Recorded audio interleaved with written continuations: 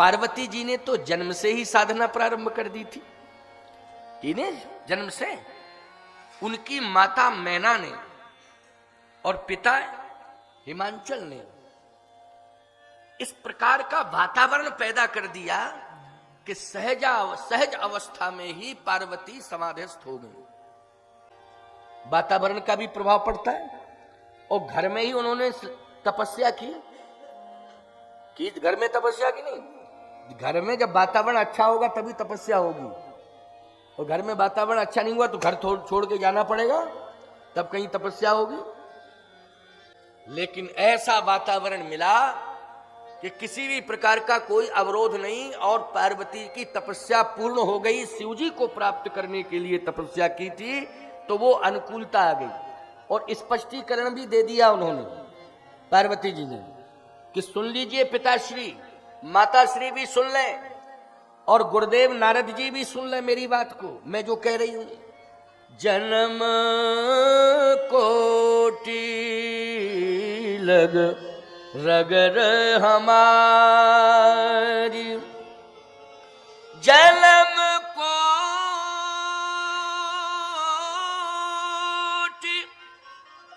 लग रगर हमारी,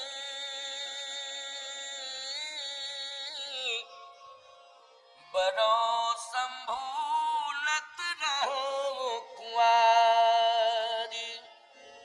मेरी प्रतिज्ञा है, या तो मैं कुमारी रहूंगी, नहीं तो विवाह करूंगी तो भगवान शिव के साथ करूंगी। तो कन्फर्म हो गया कि तपस्या कर रही थी शिव जी को प्राप्त करने के लिए। तो नारद जी ने थोड़ा सा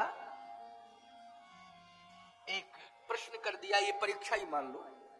नारद जी ने कहा, एक बात बताओ पार्वती, शिव जी को प्राप्त करने के लिए तुम तपस्या कर रही हो, लेकिन उन्होंने तो कामदेव को जला दिया है, उनका काम से कोई संबंध ही नहीं है। पार्वती जी ने कहा, संसार में जिसका काम से संबंध है पार्वती उसकी ओर देखना भी नहीं चाहती। फिर पार्वती उसी का वर्ण करना चाहती है जिसका राम से संबंध है, उसी को पति के रूप में स्वीकार करना चाहिए। काम से संबंध है उसको नहीं, राम से संबंध है। और शिव जी का बोलो, काम से संबंध है कि राम से? राम से संबंध है। इसलिए मेरी प्रतिज्ञा है कि मैं विवाह करूंगी तो भगवान शिव को पति के रूप में स्वीकार करूंगी। ठीक है, मेरा प्रयास है। और गए श्री नारद जी महाराज, भगवान से प्रार्थना की, तो भगवान स्वयं जाके प्रार्थना कर रहे हैं शिव जी से। मम बिनती अब सुनहु शिव, जो मो पर निज ने, जाहे विवाह शैलज, यह मुहि मांगे देव। मेरी प्रार्थना है कि आप शैलपुत्री के साथ विवाह करें। मैं स्वयं प्रस्ताव लेके आया हूं। भगवान शंकर कहने लगे कि विवाह तो मैं करना नहीं चाहता हूं, लेकिन आपकी आज्ञा, हाँ मैं आदेश दे रहा हूं, जाए विवाह हो शैल। तो आप स्वामी हैं, मैं सेवक हूं, इसलिए स्वामी की अवज्ञा कभी करनी नहीं चाहिए। आप आज्ञा दे रहे हैं तो मैं पालन करता हूं, शिरोधारी करता हूं। आपके अलावा यदि कोई कहता तो मैं स्वीकार नहीं करता। आप कह रहे हैं तो ये आपकी आज्ञा है, मैं इसकी शिरोधारी करता हूं। लेकिन एक मेरी प्रार्थना है आपसे। क्या? विवाह के प्रति रुचि नहीं है, लेकिन विवाह की कुछ औपचारिकताएं हैं, उनकी पूर्ति अवश्य करनी पड़ती है। क्यों भाई? औपचारिकताएं होती हैं, उनकी पूर्ति करनी पड़ती है। रुचि नहीं है ये अलग बात है, मेरी रुचि तो नहीं है, लेकिन औपचारिकताओं की पूर्ति कौन करेगा? विवाह की औपचारिकताओं की पूर्ति करते हैं संबंधी लोग। जैसे माता पिता हो तो और कहने क्या, भाई बंधु हो, मामा फूफा आदि आदि पता नहीं संबंध रिश्ते तमाम होते हैं। नहीं तो भगवान शंकर ने कहा कि हमारे तो कोई रिश्ते है ही नहीं, केवल एक ही रिश्ता है, वो आपसे। क्यों भाई? शिव जी कहते हमारे। अच्छा एक बात बताओ, शंकर जी के पिताजी का नाम बताओ, कोई बतावे शंकर जी के माता पिता का नाम है? तत्पुरुषाय धीमहि। भगवान शंकर के यदि पिता हैं तो परम पिता ही है। कौन है? परम पिता। परम पिता के अलावा कोई पिता नहीं। कौन है पिता बताओ? बल्दियत में किसका नाम डालोगे? कौन माता है? परम पिता ही उनका सब कुछ है। उन्हीं को वो माता मानते हैं, उन्हीं को वो पिता मानते हैं। वो माता पिता ही नहीं, तुमेव माता च पिता तुमेव बंधुश्च सखा तुमेव। सखा भी उन्हीं को मानते हैं, बंधु भी उन्हीं को मानते हैं, और माता भी उन्हीं को मानते हैं, और पिता भी उन्हीं को मानते हैं। नाता एक राम जी से दूजा नाता तोड़ दे, आशा एक राम जी से दूजी आशा छोड़ दे। एक नाता श्री राम से है और राम जी के अलावा किसी से नहीं। तुमेव माता च पिता तुमेव बंधुश्च सखा तुमेव। सब कुछ मानते हैं भगवान को ही, इसलिए आप ही मेरे सब कुछ हैं। तो जो भी प्रबंध है उसे आप ही संभालें। जो औपचारिकताएं हैं विवाह की वो भी आप ही संभालें, हमारे बस से परे है। भगवान नारायण ने कहा कि चिंता करने की जरूरत नहीं है, हम सब कुछ संभालेंगे, सब संभालेंगे। श्री हरि कहते हैं कि चिंता करने की आवश्यकता नहीं है, क्योंकि सती मरत हरिशन वर मांगा। उसने वरदान प्राप्त किया है मुझसे, हरि से। किसने? सती ने। जन्म जन्म शिव पद अनुरागा। तो मैंने वचन दिया है, जो मांगा है वो मैंने दिया है, इसलिए निर्वाह करना तुम्हारा धर्म है। औपचारिकता की पूर्ति मैं करूंगा, संपूर्ण व्यवस्थापन मेरे हाथ में है, इसलिए चिंता करने की कोई आवश्यकता नहीं है। कल्पना करिए आप, धन्य है वो पार्वती की तपस्या कि जिसके विवाह की जिम्मेदारी भगवान ने ले ली है, और गुरु परम सहयोगी नारद। क्या गजब की बात है। स्वयं प्रत्यक्ष रूप से प्रकट होकर भगवान ने इस दायित्व को संभाला है। ये पार्वती की तपस्या का फल है। इसलिए मैं कहता हूं, जो बेटियां मेरी कथा सुन रही हैं, क्योंकि ये कथा चैनल के माध्यम से, यूट्यूब चैनल के माध्यम से लाखों लोग सुन रहे हैं, समझ लेना इस बात को। और ये रिकॉर्ड बन गया है। ये कथा जो चित्रकूट में हो रही है, ये परम सौभाग्यशाली है महेश कुमार शर्मा जी, जिन्होंने इस चित्रकूट की कथा को रिकॉर्डेड कर दिया है कि लोग जब भी बेटी का जन्म होगा और उस समय यदि ये कथा सुनेंगे तो वो चिंता से मुक्त हो जाएंगे और प्रसन्न चित्त होकर बेटी का स्वागत और सम्मान करेंगे। इस कथा को जो सुनेगा कि कितनी बड़ी महिमा है, बेटी के जन्म की कितनी बड़ी महिमा है। इसलिए बेटियों की ये साधना है कि वो परिवार की परंपरा के अनुकूल आचरण करें, वो समाज और धर्म की मर्यादा के अनुकूल आचरण करें। यही उनकी साधना है, कलिकाल की यही साधना है सबसे बड़ी, कि परिवार की मर्यादा के अनुकूल आचरण करना ही बेटी की साधना है। इससे बड़ी साधना कलयुग में कोई दूसरी नहीं हो सकती। और बोलो ये सरल साधना है कि नहीं? हमें धर्म और परिवार की मर्यादा के अनुकूल आचरण करना है, यही साधना, ये सरल साधना है। इस साधना से बड़ी कोई साधना नहीं होगी। पार्वती जी ने तो खैर कहना ही क्या, उनकी बात, उनके बारे में तो कितना कहें, जितना कहें उतना ही कम है। सुंदरता मर्याद भवानी, वो तो मर्यादा है सुंदरता की। उस सुंदरता की मर्यादा याद रखना, जो मर्यादा का पालन करे वही बेटी सुंदर है। रूप से स्वरूप से सुंदर है, मैं नहीं मानता हूं कि वो सुंदर है। जो मर्यादा का पालन कर रही है संसार में, वही बेटी सबसे सुंदर है। उससे सुंदर संसार में कोई नहीं है। इसलिए सुंदरता मर्याद भवानी, सुंदरता मर्याद भवानी। भगवती पार्वती क्या है? बोले सुंदरता मर्यादा, सुंदरता की मर्यादा, मर्यादा में ही सुंदरता है। मर्यादा जहां है वहां सौंदर्य है। सुंदर का अर्थ है अच्छा लगना। क्या है? अच्छा लगना। मैं कहता हूं बालक हो चाहे जवान हो चाहे बूढ़ा हो, जो भी मर्यादा का पालन कर रहा है वो सुंदर ही है। क्यों भाई? वो सुंदर है। अवस्था से कोई सुंदर नहीं है, आस्था से सुंदर होता है। लोग अर्थ उल्टा करने लगे, अवस्था से सौंदर्य का संबंध है। अवस्था से सुंदर, मैं कहता हूं आस्था से सुंदर। जिसके प्रति हमारी आस्था है, श्रद्धा है, वो सुंदर है। हमारी दृष्टि में वो कौन है? सुंदर है।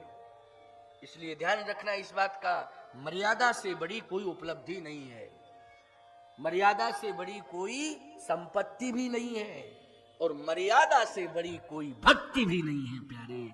इसलिए शक्ति, भक्ति, मुक्ति, संपत्ति सब कुछ जो है वो मर्यादा है। मर्यादा जहां होती है वहां इंसान भगवान बनता है, और जहां मर्यादा नष्ट हो जाती है इंसान नहीं, वो पशुवत हो जाता है, उसे पशु संज्ञा दी जाती है। इसलिए मर्यादा का विशेष ध्यान रखा जाए। तो पार्वती जी ने मर्यादा का ध्यान रखा, माता पिता के संरक्षण में तपस्या की। किसके संरक्षण में तपस्या की? माता पिता के संरक्षण में तपस्या की। इसी को कहते हैं मर्यादा। भगवान हरि कहते हैं, हे शिव जी, मैं स्वयं कह रहा हूं कि आप वर्ण करें। कहे ठीक है महाराज, आपकी आज्ञा है, मैं सिरोधारी करता हूं, स्वीकार करता हूं। अब तैयारियां होने लगी। तैयारियां साधारण तरीके से नहीं हो रही हैं। 33 करोड़ देवताओं को बाराती बनने के लिए आमंत्रित किया जा रहा है। 33 करोड़ देवताओं को इंद्र को यह दायित्व सौंप दिया है श्री हरि ने कि आप स्वयं नेतृत्व करेंगे और संभाल, क्योंकि आप देवताओं के राजा हैं। अच्छा एक बात बताओ, भारत में किसी का विवाह हो और प्रधानमंत्री को जिम्मेदारी दी जाए कि पूरे भारतवासियों को बाराती बन के चलना है, तो बोलो प्रधानमंत्री तो सक्षम है, वो तो व्यवस्था दे ही देगा। लेकिन ये सबसे बड़ी उपलब्धि मानी जाएगी कि नहीं कि प्रधानमंत्री पूरे भारत को बाराती बना करके ले जा रहा है। इससे बड़ी बात और क्या होगी? स्वर्ग के समस्त देवताओं को इंद्र तैयार करके बाराती बना करके ले जा रहा है अपने नेतृत्व में। बोलो इससे बड़ी उपलब्धि और क्या हो सकती है? क्यों? श्री हरि का आदेश है। किसका आदेश है? श्री हरि का आदेश है। अब बोलो कौन संभाल रहा है? भगवान संभाल रहा है कि नहीं? कि पिता? पिता तो है ही नहीं। शंकर जी के जब मैंने कह दिया पिता है नहीं, तो बोलो कौन संभाल रहा है इस विवाह को? स्वयं हरि। दूसरी बात, पार्वती के पिता है, लेकिन 33 करोड़ को कैसे पिता संभालेगा भैया? है पिता तो है पार्वती के हिमांचल, लेकिन कौन संभाले 33 करोड़ को? लेकिन वहां भी भगवान संभाल रहा है। बोलो संभाल रहा है कि नहीं संभाल रहा है?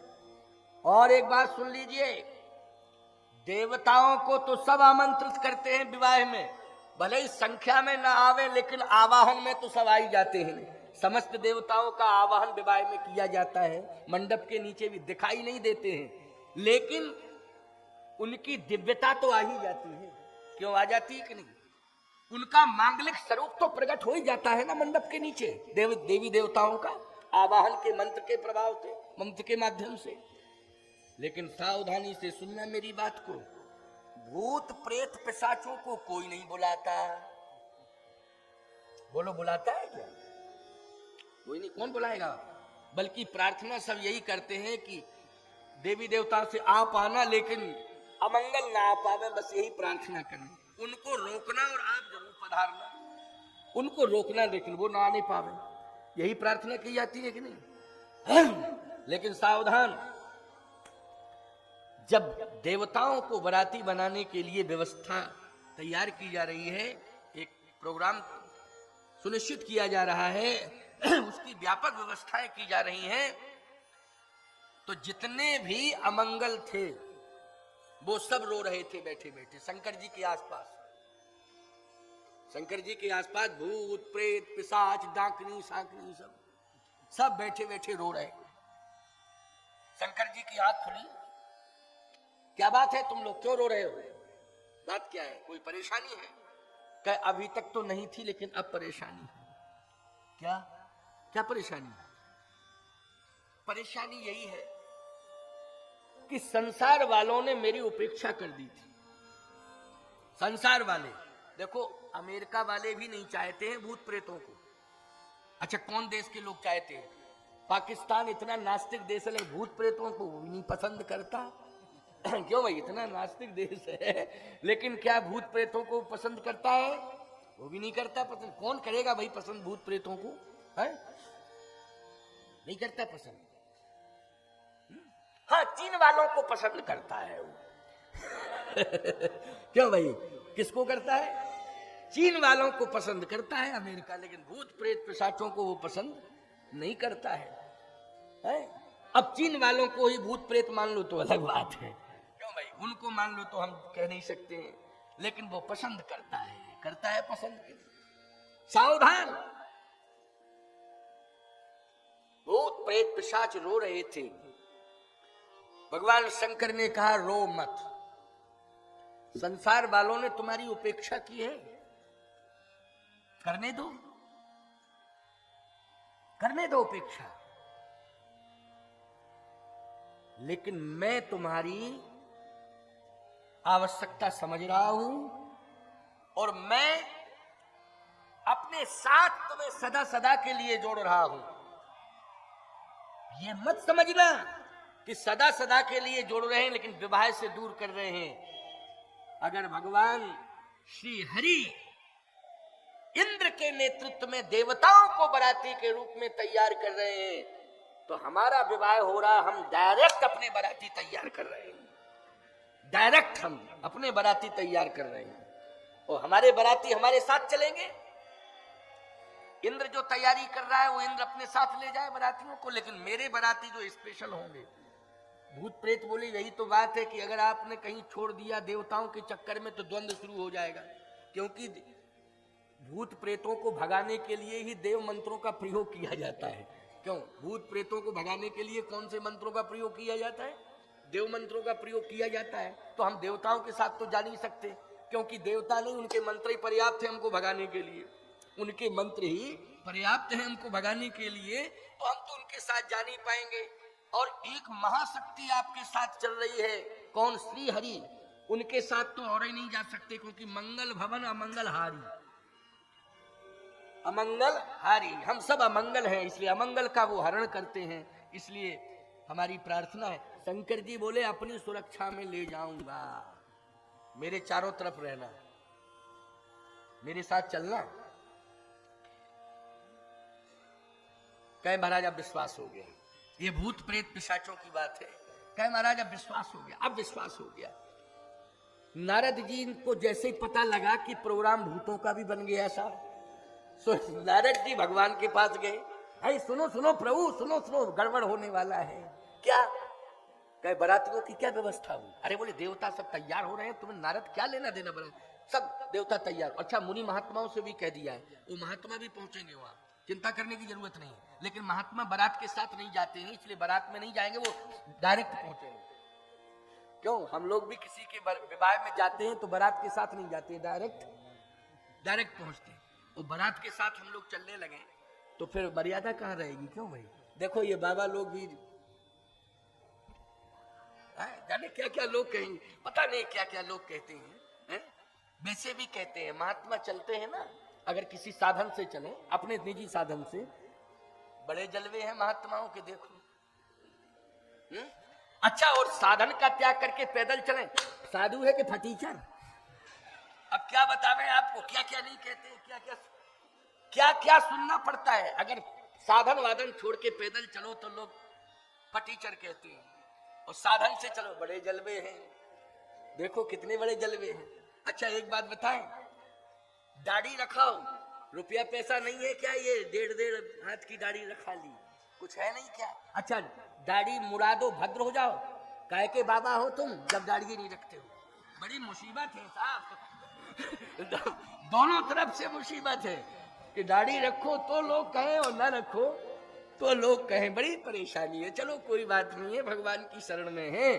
ठाकुर जी जैसे जैसे जाही विधि राखे राम ताही विधि रहिए, सीताराम सीताराम सीताराम कहिए। ठाकुर जी जैसे रखते हैं हम वैसे ही रहते हैं।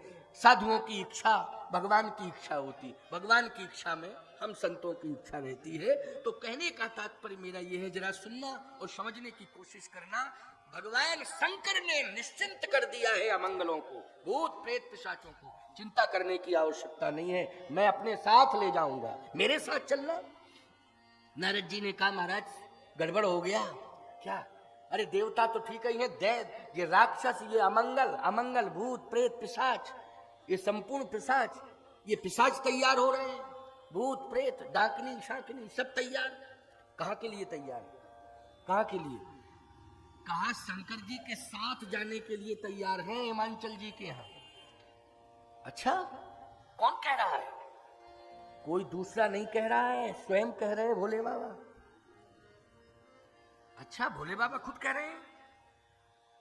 नारद समझा दो उनको। नारद जी बोले समझा दे, उन्होंने प्रतिज्ञा ही कर ली है, प्रतिज्ञा ही कर ली है, लेकिन मैं कह रहा हूं जाओ समझा दो भोले बाबा को कि भूत प्रेतों को मत ले जाए। भले ही पार्षद के रूप में स्वीकार करते वो जो है कैलाश पर ही रहे, लेकिन हिमाचल जी के यहां मत जाए, क्योंकि एक भूत पहुंच जाता है किसी गांव में तो गांव भर परेशान रहता है और भूतों की बारात अगर पहुंच जाए तो क्या विडंबना होगी बोलो भाई उस गांव की। इसलिए रोक दो, मना करो। नारद जी बोले आप कह रहे हैं तो मैं जा रहा हूं, आप कह रहे हैं तो मैं जा रहा हूं। सब नारद जी फिर चले शंकर जी के। नारद जी का काम ही ये है, वायु के वेग में चलते हैं, वैसे तो चलना नहीं आदर साधन से, वायु के वेग में पहुंच जाते हैं नारद जी। नारद जी पहुंच गए। हाँ नारद बाबा क्या संदेश लेके आए हो? कहा संदेश लेके आया हूं। पहुंचाया है, यही पहुंचाया है कि बराती सब तैयार हो चुके हैं, कंप्लीट है, कोटा पूरा हो गया। अब आप अपने स्पेशल बराती जो हो उनको आमंत्रित न करें, ना उन्हें आश्वासन दें। नहीं, वो देवता बराती हैं, वो अलग हैं, हमारे नारद बाबा अलग हैं बराती। तो आपके कौन है? बोले भूत प्रेत पिशाच डाकनी शाकनी। नारद जी ने कहा कि भगवान श्री हरि ने ही कहा है कि अब बराती ज्यादा बढ़ाने की जरूरत नहीं है, क्योंकि पर्याप्त हो चुके हैं। भगवान शंकर बोले हमारे स्पेशल हैं ये बराती, अगर हमारे बराती स्पेशल नहीं गए तो कह देना दूल्हे का इंतजाम कर ले भगवान, विवाह कैंसिल, अपना दूल्हा और कोई तैयार कर ले में, क्योंकि हमारी भी तो कोई पर्सनल व्यवस्था है। जब विवाह हो रहा है तो हमारी पर्सनल व्यवस्था है, उस व्यवस्था को स्वीकार किया जाए, और नहीं तो विवाह कैंसिल, दूल्हा तैयार कर ले दूसरा। नारद जी बोले नारायण नारायण नारायण कह के पहुंच गए। भगवान बोले क्या बात है? अरे बोले विवाह कैंसिल हो रहा है महाराज। क्यों क्या बात है? बोले भूत प्रेत पिशाचों के लिए मना किया गया तो बाबा बिगड़ गए। और बोले कह दो भगवान से कि हमारी पर्सनल व्यवस्था है, हम तैयार तो हैं विवाह के लिए, लेकिन जो हमारे पर्सनल मित्र हैं या हमारे साथी हैं, सहयोगी हैं, अर्थात सेवक पार्षद हैं, जब उनको हम नहीं ले जाएंगे तो फिर कैसे विवाह बनेगा? इसलिए हमारी पर्सनल व्यवस्था है, वो हमारे साथ चलेंगे। अगर तैयार हो जाए नारायण श्री हरि तो फिर हम तैयार हैं। और वैसे तो हमने स्वीकार ही कर लिया, उनकी आज्ञा को श्रोधारी कर लिया। हम चाहते ही नहीं थे कि मेरा विवाह हो, लेकिन मेरे स्वामी की आज्ञा है तो मैंने मान ली। लेकिन अब कम से कम इतना तो हो कि जो पर्सनल कोटे के लोग हैं वो तो हमारे साथ चले। भगवान ने कहा नारद जाओ कह दो भोले बाबा से कि चिंता मत करो, सबको ले चलो साथ में, सबको साथ ले चलो। देखो एक बात बताएं, भगवान अपने भक्तों की इच्छा की पूर्ति करते हैं कि नहीं? भक्त क्या चाहता है भगवान उसकी पूर्ति में लग जाते हैं। भक्त के पीछे तो भगवान कष्ट भी सह लेते। बोलो संतों के और भक्तों के कारण ही भगवान ने कष्ट सहे हैं। बन के कंटका कीर्ण मार्ग में चले हैं, पत्तों की सैया पर सोए हैं, झरनों का पानी अंजलि से पिया है, पात्र से नहीं।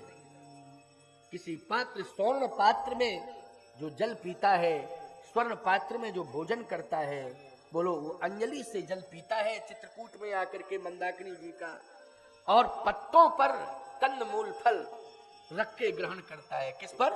पत्तों पर। पत्तों के दोने, कंद मूल फल भर भर दोना, चले रंक जन लूटन सोना। वो दोना ही है, पात्र ही है वो दोना। उसी में भगवान फल, कंद मूल फल ग्रहण कर रहे हैं। किसके कारण कर रहे हैं? सोचो जरा, भक्तों के कारण। परित्राणाय साधूनां विनाशाय च दुष्कृताम धर्म संस्थापनार्थाय संभवामि युगे युगे। इसलिए भक्तों के कारण, संतों के कारण भगवान कष्ट सहते। भगवान ने कहा चिंता मत करो, कह दो नारद बाबा तैयारी करें। सब भूत प्रेत पिशाच भी तैयार हो गए। अब बारात चली। गोस्वामी जी कहते हैं बने न बरनत बनी बराता। बारात नहीं, बराता, बराता। देवता आगे चल रहे हैं, इंद्र नेतृत्व कर रहा है, ब्रह्मा जी भी साथ में है। भाई विवाह कौन पढ़ेगा, जल्दी बोलो। विवाह ब्रह्मा ने पढ़ा, विवाह समझ गए हो कि नहीं? शंकर जी का शिव पार्वती का विवाह किसने पढ़ा? ब्रह्मा ने। अब साधारण है ब्रह्मा, बोलो। बुद्धि का देवता तो ब्रह्मा ही है, बुद्धि का देवता ब्रह्मा है। वेदों की रचना करने वाला ब्रह्मा है, वेदों पर भाष्य करने वाला ब्रह्मा है। वो विवाह पढ़ने के लिए जा रहा है ब्रह्मा। अच्छा भैया, इंद्र क्या कर रहा है? बोले इंद्र जो है नेतृत्व कर रहा है, सभी देवताओं को बाराती बन के ले जा रहा है? उसके नेतृत्व में ही बारात चल रही है। भगवान विष्णु नारायण ने कहा, श्री हरि ने कहा, नारद एक बात कह दो शंकर जी से, शिव जी से जाके। क्या? कि वो सबसे पीछे चलेगा, क्योंकि हम लोग पहले पहुंचेंगे तो मेंटेनेंस समझ लेंगे और पूरा मेंटेन करके वहां का माहौल सब अनुकूल कर लेंगे और सारी की सारी व्यवस्था भी अनुकूल हो जाएगी। और बाद में पहुंचे शंकर जी, ये नहीं कि पहले ही पहुंच जाए। और पहले भूतों को लेके पहुंच जाए तो भगदड़ मच जाएगी कि नहीं मचेगी? क्यों भाई, पूरा नगर खाली हो जाएगा। पीछे चले तो भगवान सोच रहे हैं कि हम पूरी व्यवस्था संभाल लेंगे, कोई दिक्कत नहीं। नारद जी ने कहा, शंकर जी बोले नहीं नहीं वो तो कोई दिक्कत, हम कहा 2 दिन बाद पहुंचे, कोई दिक्कत की बात नहीं है, हमको ऐसा कुछ नहीं, नहीं 2 दिन बाद नहीं, घंटे 2 घंटे लेट पहुंचे। शंकर जी बोले उसमें कोई दिक्कत नहीं। इंद्र देवताओं को लेके पहुंच रहा है। जैसे ही नगर में प्रवेश किया, ओहो, नगर के लोगों ने कहा गजब, दूल्हा सुंदर बराती सुंदर। इंद्र था ना वो, इंद्र ही को समझा। हिमांचल नगर निवासियों ने कहा साहब गजब, बोले दूल्हा सुंदर बराती सुंदर। तो इंद्र बोला किसको दूल्हा मान रहे हो? कहे आप ही लग रहे हैं, हम तो दूल्हा के नौकर हैं। हैं नौकर? नौकर इतना सुंदर है तब तो क्या कहना दूल्हा का। तो भाई नौकर इतना सुंदर है तो दूल्हा का क्या कहना। तो गजब, धन्य है पार्वती के भाग्य, धन्य है पार्वती के भाग्य, इतना सुंदर दूल्हा मिला है। अरे दूल्हा सुंदर होगा, नौकर जब इतना सुंदर मिला है तो दूल्हा कितना सुंदर होगा। ये पार्वती का नौकर है। अरे जब शंकर जी का नौकर है तो भैया पार्वती का नौकर हुआ कि नहीं? ये पार्वती का नौकर है, इतना सुंदर नौकर सेवा करेगा, है? बताइए, धन्य है पार्वती के भाग। अच्छा ये सब कई बाराती है, सब देवता सब बाराती। ब्रह्मा जी चले आ रहे थे पीछे से, कहे ये इनका परिचय, बोले ये विवाह पढ़ेंगे। ओ इनका नाम बोले ब्रह्मा। धन्य है पार्वती के भाग, ब्रह्मा ही विवाह पढ़ने के लिए चला आया ब्रह्मलोक से।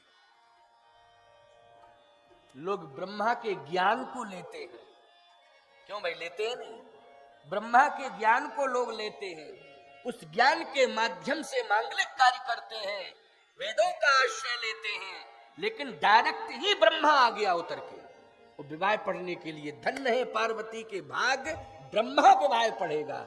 ये पहला रिकॉर्ड बनने जा रहा है कि ब्रह्मा ने विवाह पढ़ा है डायरेक्ट आके। धन्य है ब्रह्मा जी। अब पीछे की व्यवस्था तो आप सब जान ही रहे हो, यानी तब तक भगवान विष्णु आ रहे थे तो अब कंफर्म हो गया कि पंडित के पीछे जो है वो दूल्हा है। पंडित के पीछे दूल्हा है ये। तो सारे लोग प्रणाम करने लगे, कहे आपका परिचय? तो भगवान मुस्कुरा गए। तो लोगों ने कहा शर्मीला है दूल्हा, इसलिए ये नहीं कहना चाहता कि मैं दूल्हा हूं क्योंकि शर्म आ रही है। नहीं नहीं नहीं, कोई बात नहीं है, दूल्हा हो ना। भगवान ने कहा देखो हम झूठ नहीं बोलते, वैसे तो हम कुछ कहना नहीं चाहते थे, लेकिन तुम पूछ ही रहे हो कि दूल्हा, तो हम दूल्हा नहीं है, फिर हम दूल्हा के दोस्त हैं। ओह, दोस्त इतना सुंदर, नौकर भी सुंदर, दोस्त भी सुंदर, विवाह पढ़ने वाला सुंदर, दूल्हा कितना सुंदर होगा। कल्पना की जाए कि दूल्हा कितना सुंदर होगा, गजब का सुंदर दूल्हा। दूल्हा कहाँ है? बोले दूल्हा आ रहा है पीछे। अच्छा अच्छा अच्छा, हम तो मित्र हैं, व्यवस्था के लिए पहले आगे निकल आए। तो बाराती जो है सब आगे आ गए, मित्र आगे आ गए, ब्याह पढ़ने वाले पंडित जी आगे आ गए, लेकिन दूल्हा के साथ फिर कौन है? कहे दूल्हा के साथ दूल्हा के विशेष दोस्त हैं। जो विशेष दोस्त हैं वो दूल्हा के साथ हैं, और कुछ विशेष सेवक भी दूल्हा के साथ। अच्छा, तो नगर के लोगों ने कहा कि विशेष व्यक्तित्व है तो विशेष ही आ रहे हैं सब, तो बाकी सब शेष हैं, वो विशेष आ रहे हैं। प्यारे, जब शिव जी समीप में आ गए हिमांचल नगरी के, तो जानते हो किसी को ये कल्पना ही नहीं थी, भगवान नारायण स्वयं नहीं सोच रहे थे कि ऐसा दृश्य होगा अद्भुत। भगवान शिव जो है नंदी पर बैठे थे, लेकिन मुंह की तरफ पीठ किए थे, पूंछ की तरफ मुंह किए थे। वैसे तो सीधे बैठते थे, हमेशा का नियम था, लेकिन जब ससुराल में प्रवेश कर रहे हैं, होने वाली ससुराल में जब प्रवेश कर रहे हैं, तो अच्छा इस बात की जानकारी भगवान को भी नहीं मिली कि ये इसका, भाई ठीक है आ रहे हैं, चलो कोई बात नहीं है, सीधे ही आ रहे होंगे, लेकिन बैठे थे। नारद जी दौड़े दौड़े गए, बोले महाराज मामला संभाल लो, नहीं विवाह कैंसिल है, क्योंकि हमने तो सारी व्यवस्था लगा दी है, लेकिन अब तो निश्चित है कि कैंसिल होगा विवाह। क्यों, क्या बात है? बात क्या है? बात यह है कि भोले बाबा रोज तो सीधे बैठते थे नंदी पे, आज उल्टे बैठे हैं। उल्टे बैठे हैं कैसे? बोले मुंह की तरफ पीठ किए हैं और पूंछ की तरफ मुंह किए हैं। और बोले जितने भूत प्रेत हैं वो हु कर रहे हैं, सब इस तरह से चले आ रहे हैं हु करते हुए। अरे राम राम, ऐसा? अब तो आप ही संभालो, आप ही संभालो। भगवान नारायण ने कहा, श्री हरि ने, एक काम करो नारद जी, मैं यहां संभाले हूं, क्योंकि अगर मैं वहां पहुंच गया तो यहां संदेश किसी को मिल गया कहीं, तो फिर वो प्रोग्राम सब बिगड़ जाएगा, इसलिए हमारे जाने की जरूरत नहीं, मैं यहीं रहूंगा, तुम जाओ। मेरा संदेशा कह दो भोले बाबा से कि सब शर्तें मानी गई हैं आपकी, भूत प्रेत पिशाचों को भी मना नहीं किया गया है, लेकिन कम से कम नंदी पे सीधे तो बैठ जाए, इतना ही स्वीकार कर ले, सीधे बैठ के आए। नारद जी फिर गए साहब। नारद जी ने कहा महाराज सुनो सुनो सुनो सुनो। हाँ क्या बात है नारद बाबा? बात यह है कि आप उल्टे बैठे हो नंदी पर, आज सीधे बैठ जाओ। शंकर जी ने कहा कि रोज सीधा बैठता था, ऐसा सब लोगों को लग रहा है, आज मैं उल्टा बैठा हूं। आज मैं उल्टा नहीं बैठा हूं, दुनिया को संदेश देने के लिए बैठा हूं। उल्टा सीधा लोग देख रहे हैं, दिखाई दे रहा है, अलग बात है, मैं दुनिया को आज संदेश देने के लिए बैठा हूं। तो संदेश क्या मिल रहा है दुनिया को? नारद बाबा तुम ही बताओ, नंदी का मुंह किधर है? कैसे? आपकी ससुराल की तरफ है, जहां ससुराल है हिमांचल नगरी, और नंदी की पूंछ कहां है? क्या कैलाश पर्वत की तरफ है? कैलाश मेरा घर है और हिमांचल की नगरी मेरी ससुराल है। इन समस्त संसार वालों को हम चेतावनी देना चाहते हैं कि तुम जब ससुराल जाते हो और ससुराल को देख लेते हो तो घर द्वार भूल जाते हो। लेकिन मैं जा रहा हूं ससुराल, लेकिन देख रहा हूं अपना घर द्वार। मैं ससुराल के पीछे अपना घर द्वार छोड़ने वाला नहीं। नारद बाबा नारायण नारायण कह के चले आए। बोले गजब की लीला है। बोले लीला है ये साधारण नहीं, बोले गजब की लीला है। नारायण नारायण कह के नारद बाबा चले आए। भगवान विष्णु ने कहा, भगवान श्री हरि ने कहा, नारद क्या हुआ? बोले महाराज संदेश बहुत अच्छा जाएगा, डिस्टर्ब करने की जरूरत नहीं है। बहुत अच्छा संदेश जाएगा, लेकिन डिस्टर्ब करने की जरूरत नहीं है। आप तो बस यहाँ मोर्चा संभाले रहो। बहुत अच्छा संदेश। अच्छा इसका मतलब संदेश सीधे बैठे? बोले बैठे कैसे हैं, आप इस चक्कर में मत पड़ो। लेकिन संसार को प्रेरणा मिल रही है, संदेश मिल रहा है। ये विवाह प्रेरक विवाह है। भगवान शिव जी का विवाह जो है, नारद जी कहते हैं ये प्रेरणादायी विवाह है, संसार के लिए प्रेरणा देने वाला विवाह है, साधारण विवाह नहीं है। प्यारे, समीप में ही पहुंच गए शिव जी। उन्होंने बैठने की व्यवस्था में कोई परिवर्तन नहीं किया और नारद जी की भी समझ में आ गया, नारद जी की समझ में आ गया। अब जैसे समीप में पहुंचे तो बच्चों के मन में उत्साह रहता है कि बारात तो आ गई है लेकिन दूल्हा आने वाला है। तो नगर के बच्चे उस दूल्हे के आकर्षण को देखने के लिए आगे बढ़े। तो इतना भयावह दृश्य था कि दूल्हे को देख करके जितने बच्चे थे वो भयभीत होकर भागे और ऐसे भागे कि घर में जाके उन्होंने माता पिता से कहा कि अगर हमें जिंदा रखना चाहती हो तो किवाड़ बंद कर लो, अगर जीवित चाहती हो तो किवाड़ बंद कर लो और अंदर से केवल बंद ऐसे बंद करना है, कुंडी लगा के ताला लगा दो कि किसी भी स्थिति में धोखे से भी ना खुल जाए किवाड़। क्यों? बारात, अरे बारात नहीं है, जम की धार किधो बरयाता, साक्षात जमराज चले आ रहे हैं, ये बारात रात कुछ नहीं है। कहे दूल्हा, अरे बोले दूल्हा तो दिखाई नहीं दे रहा है। कहो अब दिखाई तब दे जब मुंह दिखाई दे, तो दिखाई दे, दूल्हा की तो पीठ ही दिखाई दे रही है। क्यों भाई, उल्टे बैठे हैं ना तो पीठ दिखाई दे रही है, मुखार बिंदु तो कैलाश की ओर है ना, और पीठ जो है हिमाचल की नगरी ससुराल की ओर है। तो कहे दूल्हा तो दिखाई नहीं दिया, फिर दिखाई कौन दिया? कहे को मुखहीन विपुल मुख काहू, ऐसे ऐसे दिखाई दिए कि किसी के तो मुंह ही गायब है। PWD का ड्रीम होता नहीं जो ढनकता रहता है सड़क पे बोले ऐसी स्थिति चली आ रही है, ना हाथ है ना पैर है ना मुंह है, केवल धड़ा ही धड़ है। ढनकते भूत है वो तो अपने अनेक रूप बना लेते कमाई, और ऐसे लुढ़कते हुए चले आ रहे हैं। हाथ ही पैर नहीं है, सिर नहीं है, हाथ नहीं है, पैर नहीं है। अच्छा सिर नहीं होगा, हाथ पैर नहीं होगा तो डम्मर का ड्रम लगेगा कि नहीं लगेगा? कैसा लगेगा? ड्रम लगेगा, ड्रम ड्रम जैसे ढनक रहा हो, ऐसी स्थिति। कहा माता जी, ओ पिताजी, जब मैंने और निगाह से देखा तो ऐसा दृश्य देखा कि एक के मुंह मुंह थे, हाथ गायब, पैर गायब, केवल मुंह। अच्छा, फिर किसी के हाथ ही हाथ, मुंह ही मुंह। बड़ी विचित्र भयावह स्थिति। लड़कों ने ये बात बताई, घर घर में ये बात पहुंच गई। जैसे ही घर घर में ये बात पहुंची तो कुछ नगर की महिलाएं धीरे से गईं और मैना जी से कहने लगी, मैना जी से कहने लगी। कुछ महिलाएं चुपचाप गईं कि कम से कम कह तो दें कंडीशन ठीक नहीं है और विवाह कैंसिल करो, अब जरूरत विवाह की नहीं है, क्योंकि खतरनाक स्थिति है। बाबा के चक्कर में पड़ गए, स्वयं देखने नहीं गए, बाबा से कह दिया देख लो, और ये बाबा पता नहीं क्या देख के चला आया। अच्छा, नारद जी देखने गए थे, हिमाचल जी देखने नहीं गए थे, तो कहे बाबा के चक्कर में आकर के ये विडंबना हो गई। अब जैसे ही महिलाओं ने, कुछ महिलाओं ने चुपचाप जाकर के मैना जी से कहा तो मैना रोने लगी। मैना ने कहा अच्छा ऐसी स्थिति, हाँ क्या है? बोले बर बौराए बसे असुवारा, वो बौरा है। और कैसा है? बोले एकदम दिगंबर वेश में है, शरीर के ऊपर कुछ भी नहीं है।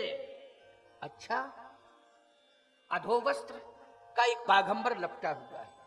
क्या लपटा है? बाघंबर। उत्तरीय कुछ नहीं। अरे कुछ तो होगा, नरमुंडों की माला। अच्छा ऐसा है, कंफर्म है ये? कंफर्म का बिल्कुल कंफर्म है, नरमुंडों की माला पहने हैं और जितने भूत प्रेत पिशाच हैं वो सब साथ में हैं। मैना ने कहा ऐसा पति मेरी पार्वती का? ओहो नहीं, विवाह नहीं करूंगी, अपनी बेटी का विवाह नहीं करूंगी। पार्वती को बुलाती हैं, कहा बेटी तुम प्रतिज्ञा को तोड़ दो, तोड़ दो प्रतिज्ञा। तो पार्वती ने कहा कौन सी प्रतिज्ञा, कैसी प्रतिज्ञा बताइए ना, प्रतिज्ञा कौन सी? कहा जो प्रतिज्ञा तुमने की है कि जन्म को तिलक रगड़ हमारी, ओ बरो संभुनत रहा कुंवारी। मैं विवाह करूंगी तो शिव जी के साथ करूंगी, नहीं वरना कुंवारी रहूंगी। प्रतिज्ञा तोड़ दो, छोड़ो ये प्रतिज्ञा। क्यों? वो शिव भले ही है लेकिन अशुभ भेष है। कहा माता जी आपको ज्ञान नहीं है क्या? जब पिताश्री ने मेरा हाथ दिखवाया नारद बाबा से तो पहले ही दोनों ने कह दिया था जोगी जटिल अकाम नगन अमंगल भेष। स्पष्टीकरण पहले ही दे दिया था कि नगन अमंगल भेष। ये आज तुम सोच रही हो, उस दिन क्यों नहीं सोचा? उस दिन संपूर्ण अधिकार नारद जी को दे दिया था पिताश्री ने, और इस बात की घोषणा हो चुकी थी, स्पष्टीकरण हो चुका था कि ये संपूर्ण लक्षण भगवान शिव में पाए जाते हैं, शिव जी के अलावा और किसी में नहीं। तो जब सारी चर्चा पहले हो गई थी, आज सोचने की क्या जरूरत है? बेटी इस प्रकार का पति जब तुम्हें मिलेगा तो मेरे सम्मान का क्या होगा? लोग क्या कहेंगे कि जन्म देना इतना सहज समझा था कि बेटी को जन्म देना, निर्वाह नहीं कर सकते तुम। माता पिता को चाहिए कि हम संतान को ही जन्म न दें, क्योंकि जब निर्वाह नहीं कर सकते हैं ठीक से, और जन्म देने के पहले सोच लेना चाहिए कि हम जन्म दे रहे हैं लेकिन हम उन्हें सुंदर संस्कार देंगे, महान बनाएंगे सुंदर संस्कार देकर, और ऐसी व्यवस्था से जोड़ेंगे कि जिस व्यवस्था से जुड़ने के कारण हमारी संतान को सुख ही सुख प्राप्त हो। और माता पिता यही करते हैं कि नहीं करते हैं? जन्म देने के बाद ऐसी व्यवस्था में जुट जाते हैं। कुछ लोगों की तो धारणा ये है कि बेटा चिंता मत करो, इतना कमा के धर दूंगा कि तुम पड़े पड़े खाओ। यही भावना रहती नहीं, पड़े पड़े खाओ। अरे इंसान से पड़े क्यों बना रहे हो? पड़ा मानी पशु, क्यों भाई? इंसान से पड़ा मत बनाओ, पड़े पड़े खाओ। पड़ा ही पड़ा रहता है, रहता नहीं। गाय का बछड़ा नहीं पड़ा रहता, वो तो उछल कूद मचाता है और उसका नाम ही पड़ा पड़ गया। पड़ा पड़ा पड़ा होता है ना, उसको पड़ा क्यों कहते हैं? जन्म लेते ही पड़ा और दूध पी के पड़ा, और पड़ा मानी पड़ा। आलसी प्रमादी कुछ ना करे वो पड़ा, वो पड़ा है। इसलिए ऐसा मत सोचो, ये विचारधारा से अपनी संतान को मत जोड़ो। पार्वती जी ने कहा कि मेरा अपमान होगा, सारे लोग अपमान करेंगे, पता नहीं क्या क्या कहेंगे, इसलिए मेरी प्रतिष्ठा का ध्यान रखो। पार्वती जी ने कहा माता जी मेरी बात सुनो। पार्वती जी समझा रही हैं मां को, माता जी तुम सन मिटहि की विधि के अंका, तुम सन मिटहि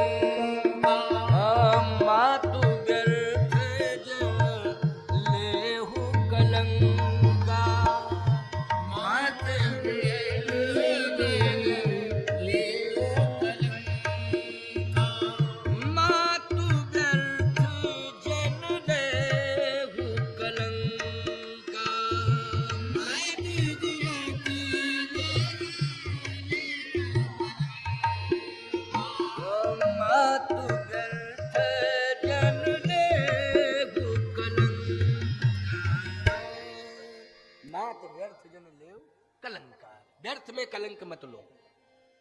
ये व्यर्थ की सोच है मां, मेरी प्रार्थना है ये भेष देखने में अमंगल लग रहा है, लेकिन पूरे विश्व का मंगल है ये। बोलो, भगवान शिव विश्व के मंगल है कि नहीं? है मंगल कि नहीं? सबसे अमंगल तिथि वो होती है प्यारे, जिस दिन मौत आती है। बोलो भाई, मौत जिस दिन आती है उस दिन चीत्कार क्रंदन मचने लगता है, वो अमंगल तिथि है। लेकिन ऐसी कंडीशन में अगर भगवान शिव की आराधना की जाए, महामृत्युंजय जप का अनुष्ठान किया जाए, तो ये मृत्यु वाला अमंगल भी दूर हो जाता है और सारा वातावरण मंगल में बदल जाता है। मां, समझने की कोशिश करो, ये महान व्यक्तित्व है, ये देखने में अमंगल लग रहा है, लेकिन संसार को मंगल प्रदान करने वाला ये स्वरूप है, मंगल देने वाला ये स्वरूप है। मैं कहता हूं, शिव की आराधना जहां होती है वहां संकट दूर हो जाते हैं। शिव आराधना से क्या होता है? संकट दूर हो जाते हैं, यादियां व्याधियां सब नष्ट हो जाती हैं। इसलिए मां, आप दुखी मत हो, परेशान मत हो। मैंने जो प्रतिज्ञा की है, मेरी प्रतिज्ञा के अनुसार ही विधान बना है, इसलिए उस विधान को आप सम्मान के रूप में स्वीकार करें, उसको व्यवधान ना समझें। ये कौन समझा रही है? बोलो, पार्वती जी समझा रही हैं। बेटी कितनी समझदार है, बोलो, है कि मत, अगर बारात लौट जाती तो सबसे बड़ा अपमान तो यही था। बोलो, था कि नहीं था? बारात लौट जाती तो सबसे बड़ा अपमान ये था। ये अपमान नहीं है कि इस भेष को देख करके क्या कहेंगे लोग, है? इस भेष को देख करके, अरे भेष क्यों देख रहे हैं लोग? भगवान शिव का उद्देश्य देखें कि उद्देश्य कितना श्रेष्ठ है। भेष पर मर रहे हो कि उद्देश्य पर विचार कर रहे हो? जितना पवित्र उद्देश्य भगवान शिव लिए बैठे हैं, संसार में कोई नहीं लिए बैठा है, भगवान शिव। इसलिए भेष पर विचार नहीं करना है, उद्देश्य पर विचार करना है, आकृति पर विचार नहीं करना है। मां, शिव की संस्कृति पर विचार करना है। महान है ये, इनके समान कोई संसार में नहीं है। तुम सन मिटे के विधि के अंका, मार्त व्यर्थ जन लेऊ कलंका। धैर्य बनाया, धैर्य बनाया। मां सुन रही है, समझ रही है। व्यवधान मत बनो, जो द्वारचार का सम्मान होता है उसको पूरा करिए। ये कौन कह रही हैं? पार्वती जी। बहुत विलंब करने की जरूरत नहीं है, जो द्वारचार का सम्मान होता है उसको आप पूरा करिए। मैना जी तैयार हो गई, अब तैयार हो गई मैना जी साहब। देखिए, अब ज्यों त्यों कोशिश करके अनुकूलता बन गई, लेकिन शंकर जी कहां मानने वाले? वो तो जो है सो है, बस वो परिवर्तन वर्तन कुछ नहीं, जो है सो है। वो कैलाश पे वैसे ही है, स्मशान पर वैसे ही है, ससुराल में वैसे ही है, मंदिर में वैसे ही है, जहां जाए वहां वैसे ही। अवघड़ दानी उनको, एक नाम उनका क्या है? आस्तोष तुम अवढ़र दानी, आरत हरो दीन जन जानी। तो भगवान शिव तो शिव हैं, बनावटीपन यहाँ रहता नहीं है, यहाँ तो ओरिजिनलिटी है। सब मानने वाले नहीं है, सीधे चले आए साहब, नंदी पर बैठे। भगवान ने कहा था, नारायण ने, कि एक काम करो, ये नंदी को यहीं रखो, क्योंकि दूल्हा जो है ससुराल में 4 व्हीलर कार से जावे, जो भी व्यवस्था उससे जाए, लेकिन दरवाजे पर जाता है द्वारचार के लिए तो घोड़े पर बैठता है। किस पर बैठ? वाहन चेंज कर देता कि नहीं कर देता? चलो कोई बात नहीं, अपनी व्यवस्था से आए हो, लेकिन अब वाहन चेंज करो, गरुड़ पर बैठ के जाओ। भगवान विष्णु ने कहा कि गरुड़ पर, क्योंकि वाहन चेंज, द्वारचार में वाहन चेंज किया जाता है, इसलिए इसको हटाओ। ये गरुड़ पर बैठ के जाओ, ये चेंज करो वाहन, गरुड़। शंकर जी बोले, हम वाहन चेंज नहीं करते हो, क्योंकि हमारा वाहन जो सुनिश्चित है वही है। हम किसी का वाहन जो है स्वीकार ही नहीं करते हैं। और हमारा वाहन तो विश्व प्रसिद्ध है। अगर गरुड़ आपका वाहन विश्व प्रसिद्ध है, तो बोलो नंदी भगवान शिव का विश्व प्रसिद्ध है कि नहीं है? गरुड़ की जितनी महिमा नहीं है जितनी नंदी की महिमा है।